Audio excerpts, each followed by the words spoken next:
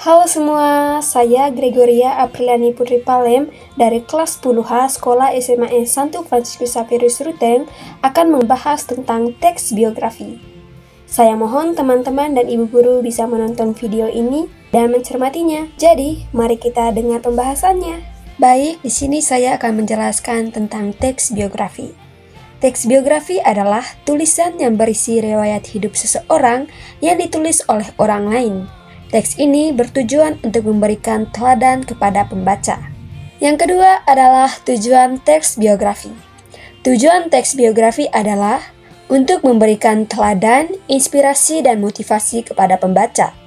Teks biografi juga dapat menjadi sumber informasi sejarah dan dokumentasi perjalanan hidup seseorang yang ingin diketahui oleh pembaca. Yang ketiga, ciri teks biografi. Teks biografi berisi fakta pengalaman hidup seorang tokoh, seperti peristiwa penting, karya, penghargaan, dan pencapaian tokoh. Teks biografi memuat konflik masalah, seperti kendala yang dihadapi tokoh dalam perjalanannya. Teks biografi memiliki pesan pembelajaran yang membangun bagi pembaca. Teks biografi memiliki struktur yang jelas, seperti orientasi, kejadian atau peristiwa penting, dan reorientasi. Teks biografi menggunakan kata ganti orang ketiga tunggal, seperti dia, ia, atau beliau.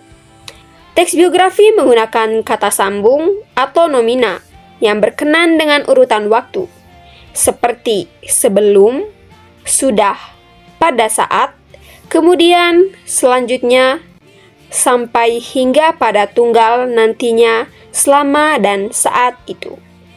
Teks biografi disajikan dalam bentuk narasi atau penceritaan. Ide pokok dalam teks biografi. Apa itu ide pokok? Ide pokok adalah pesan yang ingin disampaikan oleh penulis melalui tulisannya. Ide pokok dapat disampaikan secara langsung atau tersirat. Ciri-ciri ide pokok: tidak berbelit-belit, dinyatakan secara jelas, bersifat umum, memiliki kalimat pendukung. Yang kelima, cara menentukan ide pokok dalam teks biografi. Yang pertama, baca dan cermati seluruh teks biografi. Lalu, identifikasi topik atau pokok pembahasannya. Cari informasi yang berkaitan dengan riwayat hidup tokoh. Temukan informasi yang berkaitan dengan peristiwa penting dalam kehidupan tokoh. Temukan informasi mengenai prestasi tokoh. Cari informasi yang dapat menginspirasi atau yang dapat diteladani dari tokoh tersebut. Temukan kalimat utama yang berisikan gagasan pokok, lalu tentukan gagasan pokok dalam kalimat utama tersebut. Yang keenam, struktur teks biografi. Yang pertama, orientasi atau pendahuluan, berisi latar belakang tentang tokoh. Yang kedua, peristiwa, berisi kejadian atau masalah yang dialami tokoh. Yang ketiga, reorientasi atau penutup dan juga berisi kesimpulan. Lalu yang ketujuh, kaidah kebahasaan teks biografi. Teks biografi menggunakan kata ganti orang ketiga tunggal, seperti ia, dia, beliau, dannya. Menggunakan kata ganti penunjuk seperti ini dan itu. Menggunakan kata kerja tindakan seperti berjalan, berbicara, belajar, membaca, menulis, melempar.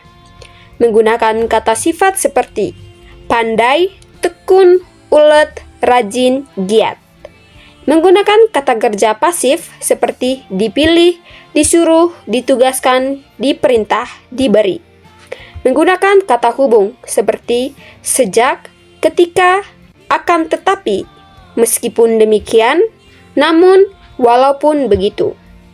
Menggunakan kata depan seperti pada, lalu menggunakan penanda waktu berupa nomina seperti nantinya atau kelak.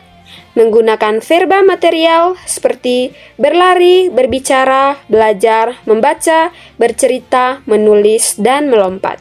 Lalu yang kedelapan atau yang terakhir, langkah-langkah menulis teks biografi. Yang pertama, menentukan tokoh. Yang kedua, mencari data tentang tokoh. Yang ketiga, memilah data yang relevan. Yang keempat, menyusun kerangka teks biografi.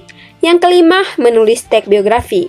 Dan yang keenam, merevisi dan editing. Itu dia video pembahasan teks biografi. Semoga video ini dapat memberikan pembahasan yang baik dan benar sehingga teman-teman dan ibu guru dapat memahami. Dadah!